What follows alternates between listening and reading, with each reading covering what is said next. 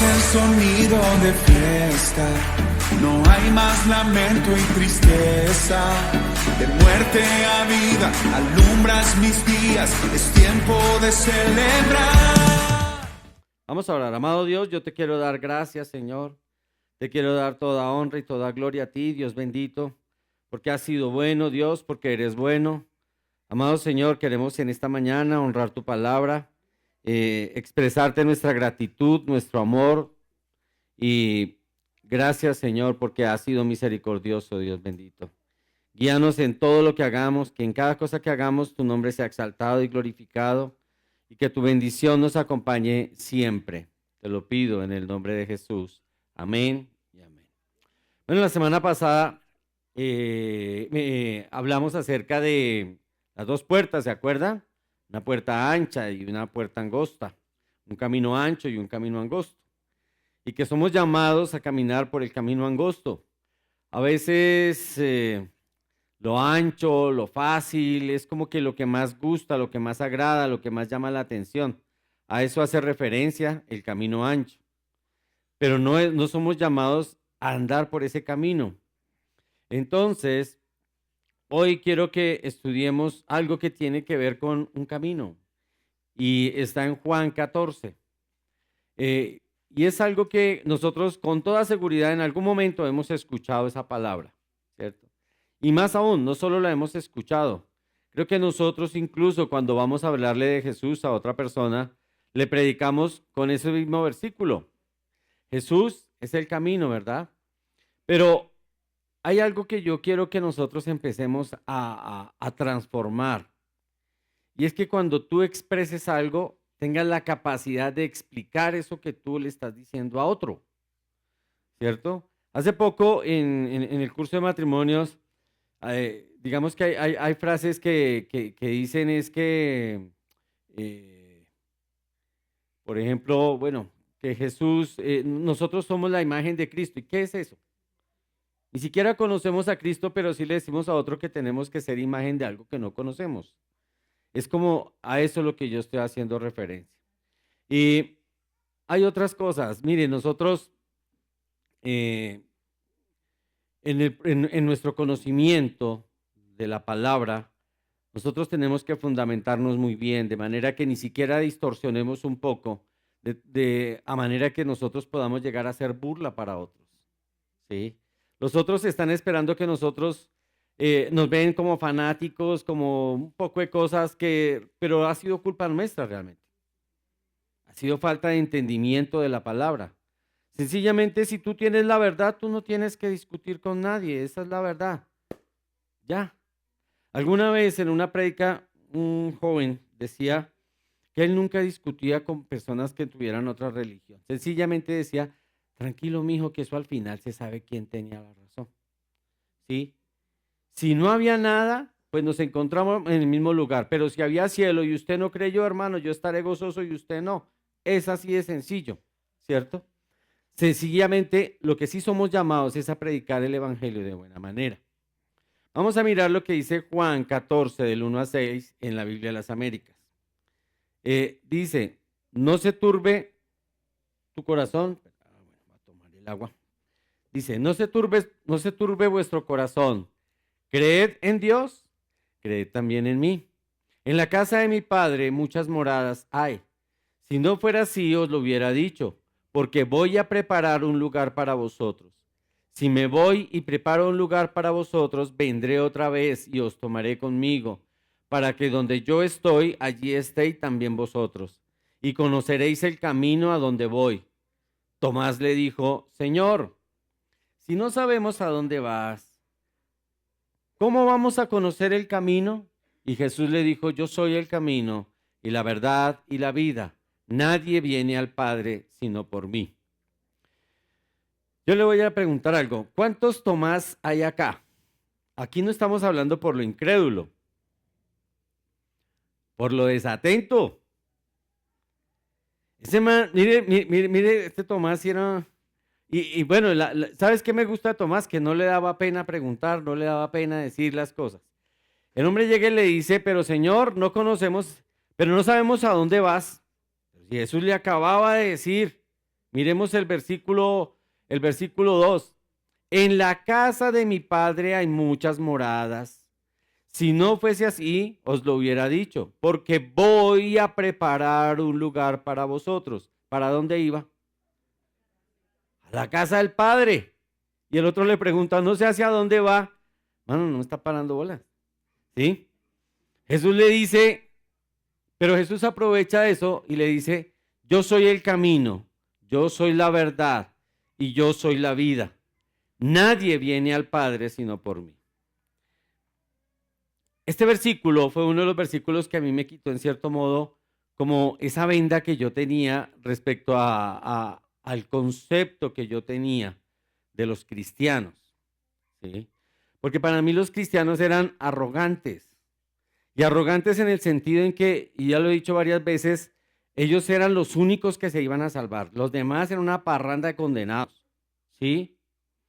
Pero es que ellos iban a salvarse porque eran cristianos. Falso. Ese no era el concepto. La realidad es que ellos se salvaban porque creían en Cristo. Pero eso nunca lo predicaron, nunca lo dijeron. Ellos creían que eran salvos y le pasa lo mismo a los judíos. Los judíos creen que van a ser salvos porque son judíos. No, no. Somos salvos porque creemos en Cristo. Entonces ellos lo invitaban a ser cristiano, lo invitaban a uno a ser cristiano para ser salvos. Mentira. Y si tú has hecho esto, estás en un error.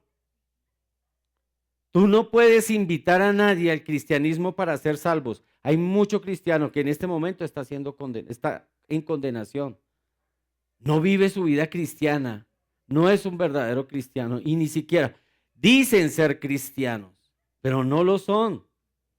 Entonces lo que realmente a una persona hay que invitarla no es a que sea cristiano, sino a que nazca de nuevo. Ahí ya le da el camino. Ahí, eso es otra cosa. Eso es algo diferente, ¿cierto? Porque gracias a ese nuevo nacimiento, entonces la palabra de Dios es revelada, aprendo a tener conocimiento de Dios, aprendo a que, es a través de Jesús que es la salvación. Pero cuando yo acepto a Jesús como mi Señor y Salvador, no por ir a una iglesia ni por creer que soy de cierta denominación, error. Por eso era que yo en los cristianos yo decía, pero ¿por qué tengo que ir a una iglesia? ¿Por qué tengo que ser como ellos? ¿Por qué tengo que ser cristiano? Y esa es la pelea de muchos. Pero es ignorancia acá. Y nosotros tenemos que empezar a transformar primero nuestra mente. ¿Y sabes por qué no lo hacemos? Porque no creemos. Porque ni siquiera nosotros estamos convencidos. A veces con seguridad yo le dijera a alguien, explíqueme esto de que, y lo hemos usado mucho, ¿cierto? Y ¿sabes qué es lo peor? Que nos familiarizamos con un versículo y empezamos a hablar de ese versículo como si fuera lo máximo. Pero si alguien nos dijera, explíquemelo un poquito teológicamente o un poquito en la vida real, ¿cómo así que un hombre va a ser el camino? Explíquemelo. ¿Cómo un hombre puede convertirse en la verdad? Explícamela. Pero bien, que sea entendible. ¿Sí me voy a entender? Entonces vamos a ir a hablar de versículos. Y mire, hoy en día nosotros nos convertimos, o uno escucha a la gran mayoría de las personas, ay, Dios lo bendiga, ¿sí? Y el otro le responde, la bendición de Dios te acompañe, ¿sí? ¿Qué es Dios te bendiga? ¿Hasta dónde tiene el alcance? ¿A qué se refiere con que tú me digas eso? ¿Sí? ¿Cómo así que la bendición de Dios me acompañe? Ya no vivo yo, mas Cristo vive en mí, y eso lo dicen. ¿Qué es eso? ¿Qué es eso? Explícamelo. Si ves cómo nosotros empezamos a usar lo que todo el mundo usa y hablar lo que todo el mundo habla, pero nos cuesta entenderlo y con mayor razón nos cuesta explicarlo. Si yo mismo no lo creo, yo no voy a poder explicar, ¿cierto? Todas las cosas nos ayudan a bien. Cuando hay alguien que está fregado, no, tranquilo, todas las cosas nos ayudan a bien a los que aman al Señor. ¿Qué quiere decir eso, hermano? Explícale al que está mal ¿Qué quiere decir eso? ¿Sí ves? No se trata de repetir, se trata de entender, se trata de guardar en el corazón, ¿cierto? Entonces, el verdadero problema ni siquiera es que nosotros usemos eso. Si yo lo entiendo, que es que yo le estoy dando una bendición al otro al decirle Dios te bendiga, entonces lo hago, debo hacerlo. Qué bueno hacerlo, ¿cierto? Eso es lo importante. El tema no es no usarlo, es no saber usarlo. Ahí es donde está el problema. El no saber explicar esas grandes verdades que Dios nos revela son un gran problema, incluso se convierten en un conflicto para nosotros, ¿cierto? Por ejemplo, en medio de una dificultad, que alguien me diga, es que las cosas nos ayudan a bien para los que aman al Señor y yo estoy en la mala. Y si alguien viene y me dice eso, pero ni siquiera yo mismo lo he entendido, yo le voy a decir, ay, sí, sí, gracias. Pero si yo empiezo a analizar lo que realmente el trasfondo de esa palabra, sí, hey, voy a aprender en qué, en paciencia, en el gobierno, en conocer la misericordia de Dios, tal vez en ver mis errores. Eso es lo que yo voy a aprender. Ahí aplica esa palabra. Entonces yo le voy a poder decir al otro, ven, tal vez Dios quiere llevarte a un nivel de fe superior. Tal vez lo que Dios está haciendo en tu vida es A, B, C, D.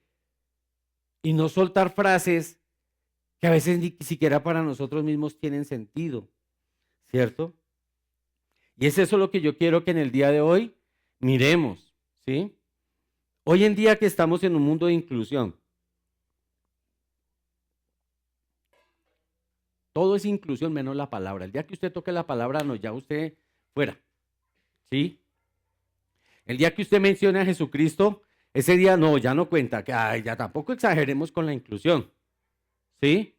Entonces estamos en un mundo así, pero y en donde cada uno tiene derecho a expresar su propia verdad en un sistema de valores. Les digo algo, nosotros no nos podemos ajustar a eso. Para nosotros sí existe una verdad y es absoluta.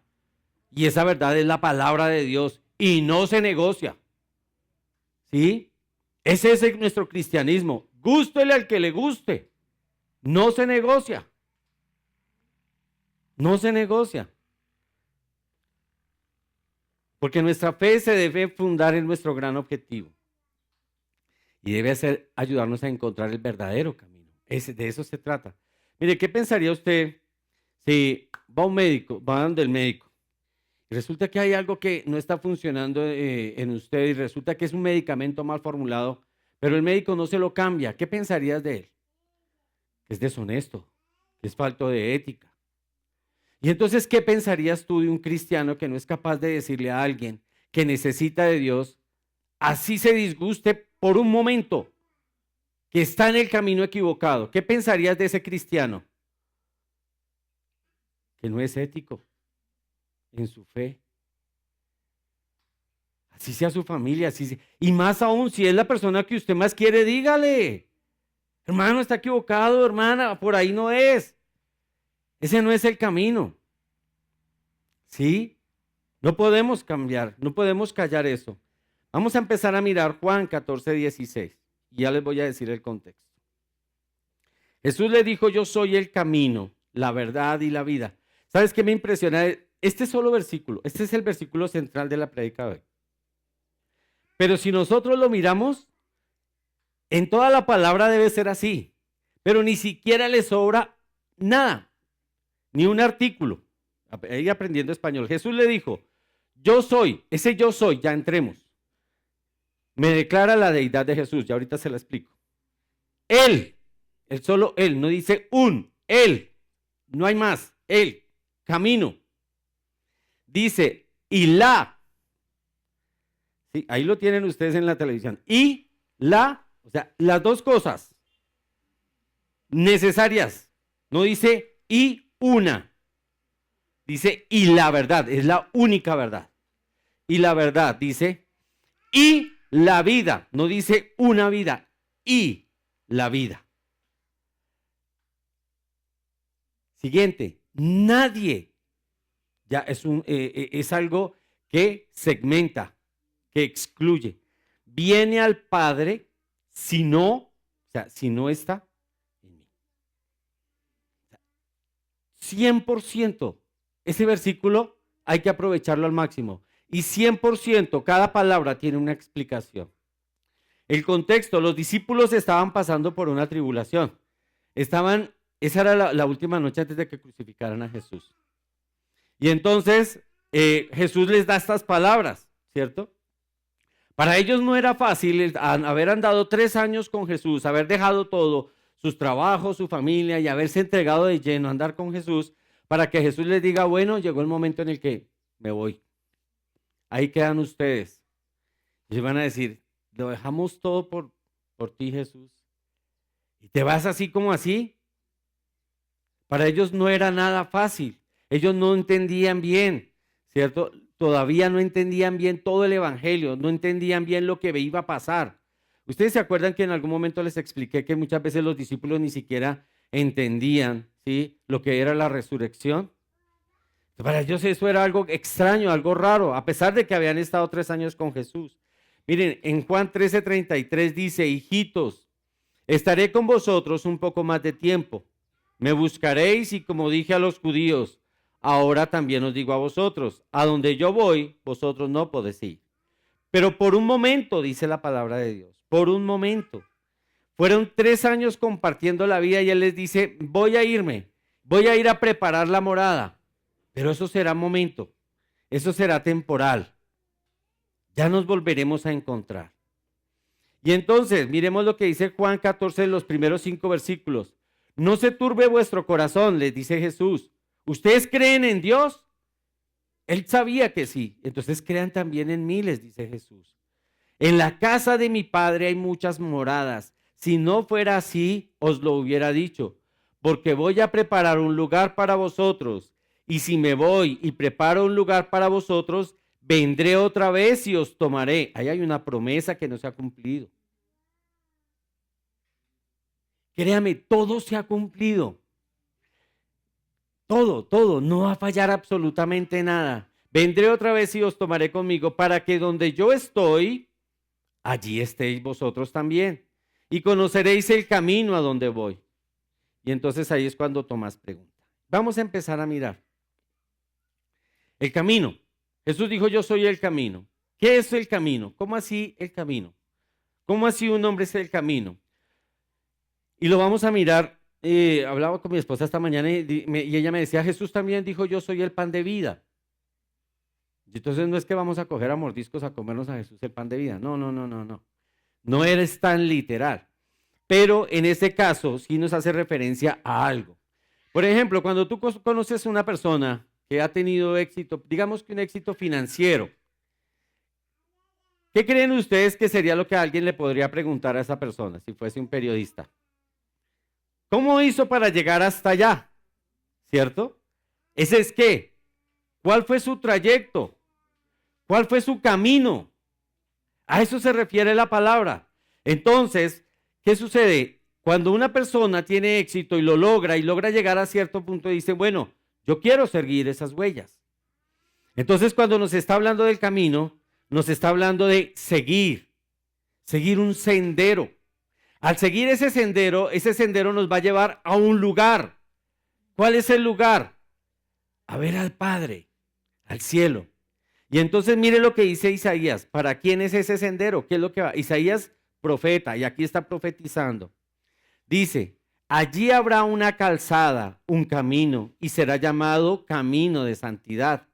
El inmundo no transitará por él, sino que será para el que ande en ese camino. Los necios vagarán por él. Miren, ojo, dice que los necios vagarán por ese sendero. Cuando me dice que un necio vagará por ese sendero, ¿qué quiere decir? Un necio que vaga por ese sendero sabe a quién, y en un medio nuestro, ¿sabe a quién se refiere? Al que dice ser cristiano y no lo es. Va vagando por ese camino, pero no va a llegar al destino final. ¿Sí? Es diferente al que realmente quiere lograrlo, al que realmente va a llegar a la meta. ¿Cuál es entonces ese camino? Ese camino es un camino de santidad. ¿Por qué? Porque Jesús logró llegar al cielo a través de eso. Santidad. Santidad. Y eso es lo que Dios nos reclama. Primera de Pedro 15, 16, 1, 15, 16. Dice, sino que como aquel que nos llamó es santo, así también vosotros sed santos en toda vuestra manera de vivir. ¿Quieres llegar a donde llegó Jesús? Hagámoslo. Empecemos por ahí. Seamos santos. Sed santos. En Romanos 6:22 dice, pero ahora, habiendo sido liberados del pecado y hechos siervos de Dios, tenéis por vuestro fruto la santificación y como resultado la vida eterna.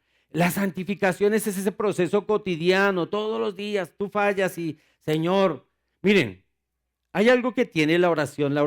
¿Ustedes quieren una oración contestada así? Dígale a Dios. Cuando usted le pida algo, dice la palabra de Dios, todo lo que ustedes me pidan, yo se los doy. Lo dice la Biblia, no lo estoy diciendo yo. Empiece por lo siguiente, dile, Señor, yo quiero una vida transformada a tu voluntad. Yo quiero una vida de santidad. Pídale eso. Y eso será hecho de manera inmediata. Porque eso glorifica a Dios. ¿Y sabes cuál será el resultado para los que le gustan tanto la prosperidad? Dice la palabra de Dios, que seas prosperado como prospera tu alma. Ahí está la añadidura. ¿Sí? Entonces, ¿qué es lo que sucede? Dios quiere de parte nuestra frutos de santidad. Fruto del Espíritu Santo. Y ese es el camino, ese fue el sendero que Jesús caminó. Jesús caminó una vida de ¿cómo? De obediencia. Y nosotros queremos hacer ¿qué? Nuestra propia voluntad. Nuestra propia voluntad. Mateo 7:21. No todo el que me dice Señor, Señor entrará en el reino de los cielos. Entonces, ¿quién? El que hace la voluntad de mi Padre. Ese es el que va a llegar allá. Jesucristo dijo, yo soy el camino, la verdad y la vida. Nadie viene al Padre sino por mí. Ah, bueno, ¿y cómo? En el camino. ¿Qué tengo que hacer? Obediencia. Obediencia. Yo les he dicho mucho, hermanos, si a usted le cuesta mucho la mala palabra, busque versículos que dice acerca de cómo debe ser nuestro hablar. Si su problema es de ira, ¿qué dice la palabra de Dios acerca de la ira? La mentira, ¿qué dice la palabra de Dios acerca de la mentira? ¿Qué dice la palabra acerca del orgullo? Y esas, mire, usted se aprende 4 o 5 versículos, los pega ahí en el espejo, ahí donde se la pasa ahí, ay, cómo se amaneció más lindo hoy. Sí, ahí trate de mirarse lo lindo que está o lo linda que está, lo linda que amaneció, usted va a ver el versículo y va a decir, uy, no, muy orgulloso, no, hoy sí estoy feo, y se arregla como puede, ya, ¿sí? Pero empiece a ver que su vida sigue dando fruto de santidad. A veces nos estancamos y créanme que todavía no hemos llegado. Primera de Juan 2, 3, 4 dice, ¿cómo sabemos si hemos llegado a conocer a Dios? ¿Cómo sabes si has conocido a Dios? ¿Cómo? Si obedecemos sus mandamientos. El que afirma, lo conozco, pero no obedece sus mandamientos es un mentiroso y no tiene en él la verdad. ¿Ves? Obediencia. Ahí seguimos en ese caminar en Cristo. Vamos por ese sendero. Seguimos. ¿Qué más hizo Jesús? Tomó su cruz. Nosotros no queremos la cruz. No queremos cargas. No queremos nada pesado. No queremos dificultades. Y entonces Lucas 29:23, Jesús les decía a todos, si alguno quiere venir en pos de mí, niéguese a sí mismo, tome su cruz cada día y sígame. ¿Sabes qué es lo difícil? Negarse a sí mismo. Eso es muy difícil. ¿Y sabes por qué? Porque nosotros estamos hechos de deseos. Anhelamos cosas, queremos aquí, anhelamos hacer cosas allí, pero Dios nos va diciendo, ese no es tu camino, eso no es lo que yo quiero. Jesucristo dijo, yo no me quiero apegar a nada de este mundo, nada. Nosotros vamos por otro sendero, yo quiero apegarme a todo y coger todo lo que... No. Desapego. Tranquilos, llega.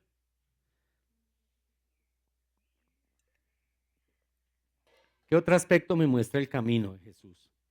La comunión con el Padre. ¿Sabes algo?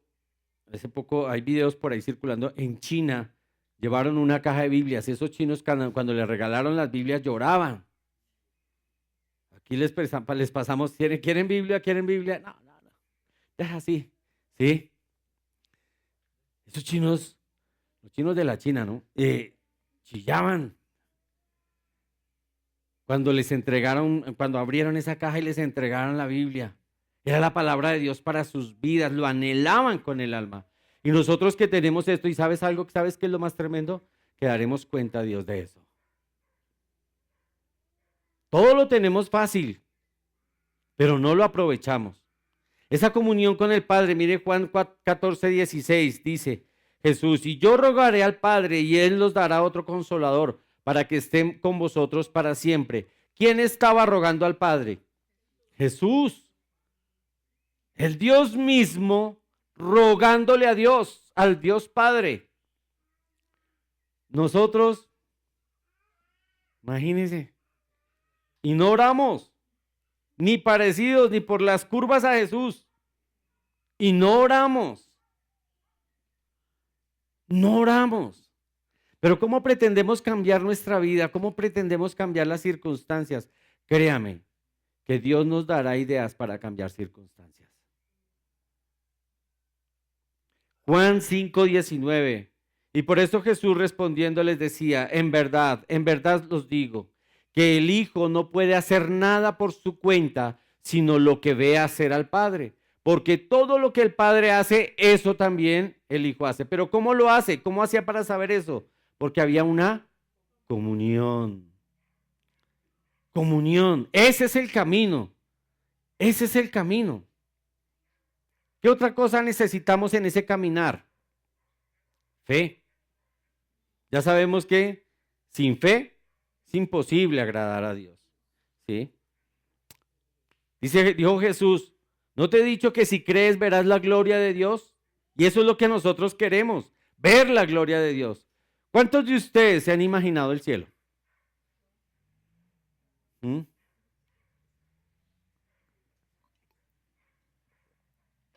Yo no sé, yo creo, yo he tratado, pero la verdad es que mi cabeza no me llega allá. Porque yo digo, bueno, muchas de las cosas que hay acá son bonitas. ¿Para qué? Uno mira los paisajes y uno sale a ciertos lugares, uno mira el mar, mira un atardecer en el mar, un atardecer en el llano, eso es espectacular. Pero el cielo tiene que ser algo, no sé cuántas veces más espectacular que lo que uno ve normalmente. Eso es lo que nosotros anhelamos. Y Jesús dijo, no te digo que si crees verás la gloria de Dios. Y nosotros queremos ver la gloria de Dios. Jesús dijo, yo soy la resurrección y la vida. ¿Ustedes se acuerdan cuando yo les enseñé lo de Marta? Jesús le decía, Marta, ¿tú crees que yo voy a resucitar a Lázaro? Y ella decía, sí, Señor, yo lo sé. Y Jesús, Marta, ¿usted cree que yo lo sé, Señor? Marta, ¿usted cree que sí, que yo lo sé? Y Jesús lo que quería que dijera, sí, Señor, yo lo creo. Eso es la fe. Creer que algún día vamos a resucitar. Y más adelante voy a compartirles algo de un libro que estaba leyendo en estos días. Otro aspecto, Jesús dijo, yo soy el camino, ahora yo soy la verdad. Expliquemos cómo así la verdad. ¿Qué sentido tiene esa verdad? ¿Verdad de qué? ¿Cierto? Hay una verdad y esa verdad es absoluta, ¿cierto? Y esa verdad no tiene negociación. ¿Y la verdad cuál es? La palabra de Dios. Esa es la verdad, ¿cierto? Es decir, lo que esté contemplado en la palabra de Dios es lo que realmente en lo que nosotros creemos. Y entonces, ¿por dónde empezamos a creer? Juan 1:14, ¿qué dice? Y el verbo se hizo carne y habitó entre nosotros y vimos su gloria como gloria del unigénito del Padre, lleno de gracia y de verdad. Jesús dijo, yo soy la verdad. Y la palabra lo está ratificando. Y la palabra me está ratificando que Él era Dios, que se hizo hombre. 100% hombre, 100% Dios. Yo lo creo. Yo lo creo. Entonces, cuando yo empiezo a creer que Él dice, yo soy la verdad, entonces yo digo, sí, yo tengo que creer primero en quién es Él y segundo, lo que Él hizo. ¿Ya? No olvidemos que para Dios es más importante el ser que el hacer. Siempre. Por eso es que Dios empieza por transformarnos a nosotros. Empieza desde nuestro interior. Juan 17:17 dice, santificaos en la verdad y tu palabra es la verdad. Pero entonces, ¿cuál es la verdad de cada uno de nosotros? Hay una verdad que no podemos ocultar y que no podemos evitar. ¿Saben cuál es? Somos pecadores. Para el mundo ellos no son pecadores.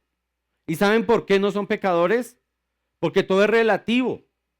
Es que lo que para usted es pecado, para mí no. ¿Cierto? Para mí desmembrar un bebé de 6 meses no es pecado. Para alguien podría decir, no, para mí sí eso es pecado. Para alguien desmembrar un bebé de 6 meses en el vientre de su madre no es pecado. Para mí es un asesinato. Premeditado.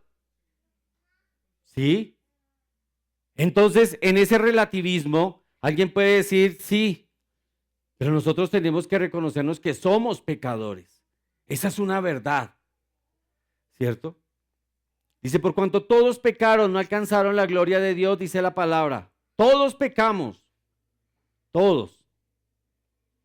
En primera de Juan 1:8 dice, si decimos que no tenemos pecado, nos engañamos a nosotros mismos. ¿Por qué? Porque si yo digo que no tengo pecado, ¿qué sucede? Pues no necesito a Jesús. Si yo no he pecado, ¿para qué Jesús? Por eso es que lo del relativismo, lo que para usted es verdad, para mí no. Lo que para usted es malo, para mí puede que no. Es relativo desde el punto de vista como lo miremos. ¿Sí? Y entonces por eso es que los de la comunidad LGBT pague 2 y lleve 3, ¿sí? Para ellos hay cosas que no son pecado.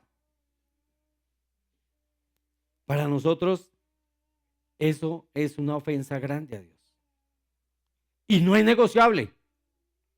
Así nos digan intransigentes, así nos digan intolerantes, que nos llamen como quieras. Si lo que está en la palabra de Dios es lo que nosotros estamos cumpliendo, no importa.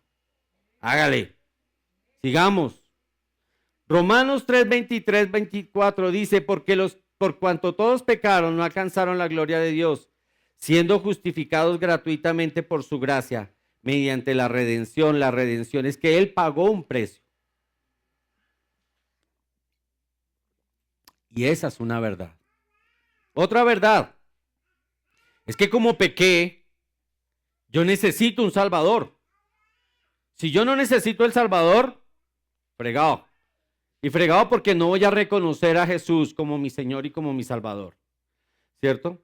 En Hebreos 9:15 nos dice, por esta razón también es mediador del nuevo pacto, para que los que han sido llamados reciban la promesa de la herencia eterna, ya que intervino muerte para redimirlos de las transgresiones bajo el primer pacto.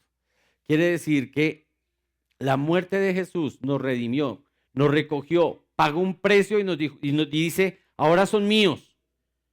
Ya habiendo pagado ese precio, entonces yo sé que Él es mi Señor, Él es mi Salvador. Lo necesitaba, reconociendo el pecado.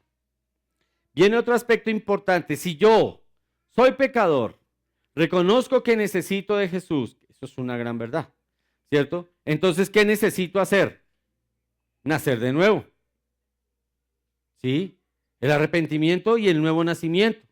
Pero el nuevo nacimiento es el que me lleva a arrepentirme. ¿Por qué? Porque cuando yo decido recibir a Jesús, el Espíritu Santo entra a morar en mí y me dice, Fernando, esto es pecado. Esto que usted veía que antes que no era tan pecado, te lo digo hoy, es pecado. ¿Sí? La palabra de Dios dice A, B, C, D. Ese es el proceso. Por eso es la verdad. Jesús dijo, yo soy la vida. ¿Sí? Juan 14, del 1 al 2. No se turbe vuestro corazón, creer en Dios, también crean en mí. En la casa de mi Padre muchas moradas hay. Si no fuese así, os lo hubiera dicho, porque voy a preparar un lugar para vosotros. Te digo algo. Si Jesús no existiera, ¿qué sentido tiene que él le hubiese dicho a sus discípulos que él iba a preparar morada? Si Dios no existe, si no hay nada más. Pues no tiene sentido la palabra de Dios y ahí se acaba todo. No habría razón para tener una esperanza en la vida. Pues ¿qué sentido tiene una esperanza si no va a haber nada más? ¿Ya? Voy a contarles algo que me pasó esta semana. Estoy leyendo un libro que se llama Realidades Invisibles de Sproul. Resulta que Sproul, antes de escribir este libro, llega y dice, él tenía mucha curiosidad acerca de saber el reino de los cielos. Y entonces él dice, y de hecho se entrevista con un profesor al que él admiraba resto, y entonces le dice, profesor, ¿cómo es el reino de los cielos? Y el man, Sproul dice, me miró como, mejor dicho, parafraseando acá, como bicho raro. ¿Qué le pasa? ¿Yo qué vas a ver? ¿Acaso me morí y ya volví o qué? ¿Sí? Entonces le dijo, eso está en la Biblia, búscalo. Y entonces Sproul empieza, en un momento de duda de su vida, a buscar en la palabra de Dios. Pero le sucede algo. Resulta que un día, cierto día, le nace un hijo. Y entonces él invita a su casa a su mamá. Entonces, para que celebrar el nacimiento del hijo. Y llegó la mamá de Sproul a conocer a su nuevo nieto. Y entonces la mamá le dice a Sproul, hoy es el día más feliz de mi vida. ¿Sí? Pues conociendo el nieto. Resulta que, bueno, pasa así la noche. Sproul dice que escuchó a su hija mayor llamando a la abuela. Abuela, abuela, abuela. Y nada. Entonces la china va donde Sproul y le dice, papi, la abuela no se despierta. Y el hombre se levanta, va y mira. Y resulta que su mamá había fallecido. Entonces, él dice, en su libro, dice, delante de mí estaba la vida y la muerte, la alegría y la tristeza, ¿cierto? Y entonces él empieza a decir, la vida no tiene sentido. La vida no tiene sentido. La muerte no tiene sentido, ¿cierto? Él necesitaba entender, ¿sí?, que la vida debería tener un sentido totalmente diferente. Y entonces recuerda lo que el Señor le dice a los discípulos, en mi casa muchas moradas hay. Él recordó esa frase. Y entonces a Sproul se le viene algo a la memoria y dice, si Dios nos hizo a su imagen y semejanza, ¿qué sentido tiene no creer que hay vida después de la muerte? No tiene ningún sentido si nos hace a imagen de semejanza, porque nos hubiese podido haber hecho como un perrito. Muere y se acaba todo. Como la hierba. Dice la palabra de Dios que la hierba muere, se seca y se echa a la hoguera. Eso que Sproul analiza, ¿sí?, entonces le da a entender a él que efectivamente sí hay vida después de la muerte. Porque Dios no es tonto. No nos hubiese hecho a su imagen y semejanza si no hay vida después de. No tendría sentido. No hubiese tenido sentido nada de lo que aconteció con la venida de Jesús. Entonces aquí surge otra pregunta.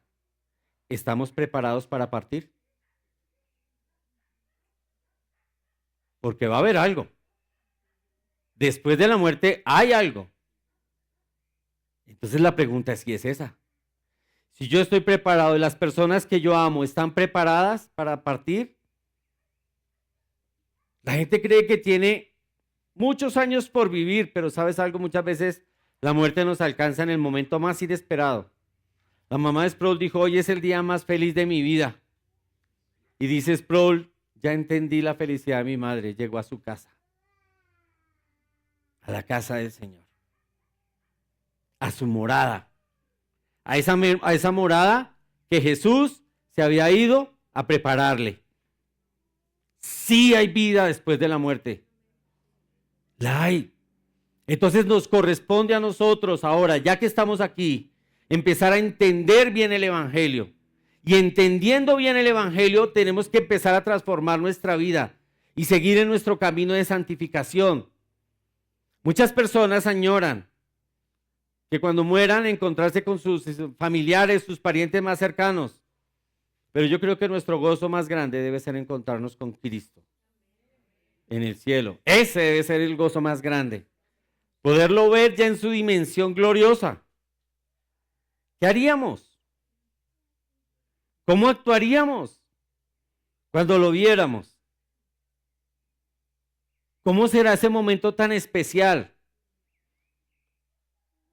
Dice Juan 5:21, porque así como el Padre levanta a los muertos y les da vida, así mismo el Hijo de Dios también da vida a los que Él quiere. ¿Y a quién quiere Él? ¿A los qué?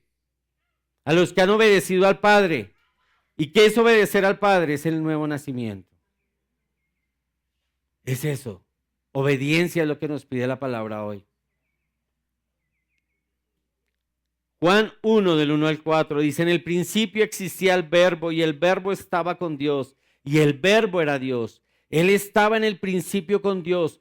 Todas las cosas fueron hechas por medio de Él y sin Él nada de lo que ha sido hecho fue hecho. En Él estaba la vida y la vida era la luz de los hombres. Sí hay vida. Sí hay vida. Y en un ejemplo tan sencillo, nosotros no vamos a morir como muere un perro. Ahí hay una diferencia grandísima. Y si esas cosas así tan simples y sencillas no te generan una convicción de que hay algo más allá, yo no sé qué te pueda generar una convicción. Es eso lo que nosotros necesitamos entender cuando Jesús dice, yo soy el camino, la verdad y la vida. Y no es solo esta vida física, es esa vida espiritual, es esa vida celestial con Él y con el Padre. Es a eso a lo que se refiere. Y ya miramos cómo se llega allá, ya miramos cómo es el camino, ya miramos que hay una verdad. Jesús dijo, nadie viene al Padre. Esa palabra sino es excluyente, sino por mí. Dejen de creer que hay intermediarios, que el santo. Y yo lo voy a decir aquí con todo el respeto, pero lo voy a decir porque es una verdad. Dejen de creer que hay vírgenes que nos van a salvar. Y yo les voy a decir algo, y es que es lógico, nosotros tenemos que aprender a ponerle lógica a lo que leemos en la Biblia. Yo quisiera que un católico viniera y me dijera cuántas vírgenes hay. La de Guadalupe, la de Chía, la de Cota, la de yo no sé cuántas, hay hasta morenas, para no decir negritas, pero bueno, ya le dije. ¿Sí? Hay de todo. La pregunta es, ¿estamos seguros que la Virgen resucitó? No, la Biblia no lo menciona. Y la palabra de Dios dice que esa es la verdad. Ahora les voy a decir otra cosa para que le pongamos mucho cuidado y lógica cuando nosotros vayamos a enseñar la palabra a otros. Es cuando Jesús resucita y Tomás no creía, porque Tomás había dicho, si yo no meto el dedo allá en la llaga, no voy a creer. Jesús le muestra, le dice, mire, estas son las señales. Introduce el dedo. Y él introduce el dedo. ¿Cómo es posible que si esa es la resurrección, yo voy a creer en 30,000 vírgenes que yo a la hora del té no sé ni cuál de todas es la verdadera? ¿Cuál? No es lógico. Y no es lógico que alguien venga y me diga a mí, ¿sí?, que necesito un intermediario para ser salvo. Cuando la palabra me dice, nadie viene al Padre sino por mí, lo dijo Jesús. ¿Ven? Entonces, ahora sí podemos coger todo ese versículo y explicárselo a alguien que no crea. ¿Lo podemos hacer? Lo vamos a hacer. Vamos a evangelizar. Vamos a hablar bien de la palabra de Dios con conocimiento. En Hechos de los Apóstoles 4:12 dice, en ningún otro hay salvación, porque no hay otro nombre bajo el cielo dado a los hombres en el cual podamos ser salvos. No lo hay. Todo lo que digan que desvíe la fe es mentira, es engaño del diablo. No es otra cosa. Ojalá le mandemos esta prédica al Papa. Dice, el que murió y pagó por nuestros pecados fue Cristo, nadie más. Primera de Pedro 3:18, porque también Cristo murió por los pecados. Él fue el que murió, Él fue el que pagó. Y dice la palabra, una vez y para siempre. Y ojo con esto.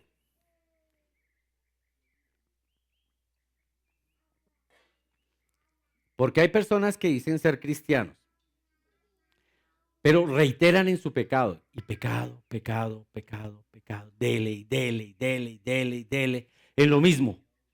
La palabra de Dios dice, ojo, porque no hay sino un solo sacrificio verdadero, el que Jesús ya hizo. Y si tú no te acogiste a ese, estás perdido de una vez. Ya sabes para dónde vas cuando mueras. Porque el que practica el pecado no ha sido salvo. ¿Ya? Entonces dice, porque también Cristo murió por los pecados una sola vez, el justo por los injustos. ¿Para qué? Para llevarnos a Dios, muerto en la carne, pero vivificado en el Espíritu. No nos dejemos engañar. ¿Sabes? A nosotros nos engañan porque nos falta conocimiento.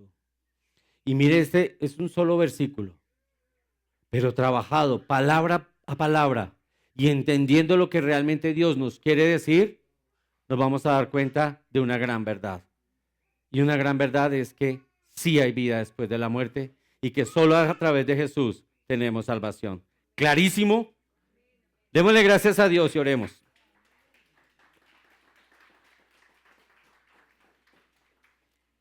Pongámonos en pie, por favor.